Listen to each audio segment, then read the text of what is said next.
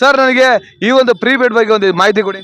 Sir prepaid ಏನಪ್ಪಾ ಅಂದ್ರೆ ಒಂದು ಸ್ಟ್ಯಾಂಡಿನಲ್ಲಿ ಒಂದು ಪ್ರೀಪೇಡ್ ಅಂತ ಇರುತ್ತೆ. ರೈಲ್ವೆ ಸ್ಟೇಷನ್ ಅಲ್ಲಿ ಇದೆ, ಪ್ರೈವೇಟ್ ಬಸ್ ಸ್ಟ್ಯಾಂಡ್ ಅಲ್ಲಿ ಇದೆ, ಗೌರ್ಮೆಂಟ್ ಬಸ್ ಸ್ಟ್ಯಾಂಡ್ ಅಲ್ಲಿ ಇದೆ.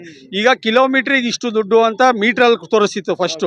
ಆದ್ರೆ ಈಗ ಏನಾಗಿದೆ, ಗೌರ್ಮೆಂಟ್ ರೂಲ್ಸ್ ಮಾಡೋದ್ರಿಂದ ಟ್ರಾಫಿಕ್ ಅವರೇ ಆಗಲಿ ಪ್ರೀಪೇಡ್ ಇವರೇ ಆಗಲಿ ರೂಲ್ಸ್ ಮಾಡೋದಾಗಿಂದ ಇಷ್ಟು ಕಿಲೋಮೀಟ್ರಿಗೆ ಈಗ 1 ಕಿಲೋಮೀಟ್ರಿಗೆ ಇಷ್ಟು ಬೀಳುತ್ತೆ, ಸೆಕೆಂಡ್ಗೆ 2 ಕಿಲೋಮೀಟ್ರಿಗೆ ಇಷ್ಟು ಬೀಳುತ್ತೆ, ಇಲ್ಲ ಒಂದು ಸ್ವಲ್ಪ ಒಂದು 4-5 ಕಿಲೋಮೀಟ್ರ್ ಹೋಗ್ತೀರಾ 4-5 ಕಿಲೋಮೀಟ್ರಿಗೆ ಇಷ್ಟು ಅಮೌಂಟ್ ಬೀಳುತ್ತೆ ಅನ್ನೋದೊಂದು ಪ್ರೀಪೇಡ್ ಕಾನ್ಸೆಪ್ಟ್.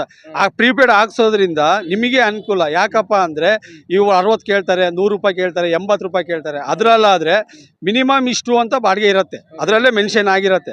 ಹಂಗಾಗಿ ನಿಮಗೆ ಅನುಕೂಲ ಇರುತ್ತೆ. ದಯವಿಟ್ಟು ಬಂದಿದ್ದ ಜಾಗದಲ್ಲಿ ಪ್ರೀಪೇಡ್ ಅನ್ನು ನೋಡಿ ಪ್ರೀಪೇಡ್ ಹಾಕ್ಸ್ಕೊಂಡ್ರೆ ನಿಮಗೆ ಅನುಕೂಲ ಇರುತ್ತೆ. ಅದು ಕಾರ್ಡ್ ಇರುತ್ತಾ ಅಥವಾ ಬೇರೆ ಇರಲ್ಲ ಸರ್. ನಾವು 5 ರೂಪಾಯಿ ಕೊಟ್ಟು ಟೋಕನ್ ಹಾಕ್ಸಿದ್ರೆ ಒಂದು ಸ್ಲಿಪ್ ಕೊಡ್ತಾರೆ. ಒಂದು ಸ್ಲಿಪ್ ಕೊಟ್ಟಾಗ ಏನಾಗುತ್ತೆ, ಅದರಲ್ಲಿ ಇಷ್ಟು ಕಿಲೋಮೀಟರ್ಗೆ ನೀವು ಹೋಗೋ ಜಾಗಕ್ಕೆ ಇಷ್ಟು ದುಡ್ಡು ಅಂತ ಅದರ ಮೆನ್ಷನ್ ಆಗಿರುತ್ತೆ. ಅದರಿಂದ ಒಂದು ಈಗ 24 ರೂಪಾಯಿ 54 ರೂಪಾಯಿ ಬಿದ್ದಿದ್ರೆ ಒಂದು 50 ರೂಪಾಯಿ ಕೊಡಿ, 64 ರೂಪಾಯಿ 67 ರೂಪಾಯಿ 65 ರೂಪಾಯಿ ಈ ಥರ ಬಿದ್ದರೆ ಒಂದು 5 ರೂಪಾಯಿ ಸೇರಿಸಿ ಒಂದು 70 ರೂಪಾಯಿ ಈ ಥರ 5 ರೂಪಾಯಿ ಜಾಸ್ತಿ ಸಿಗತ್ತೆ ಅಷ್ಟೇ ಸರ್ ನಮಗಿದ್ರೆ.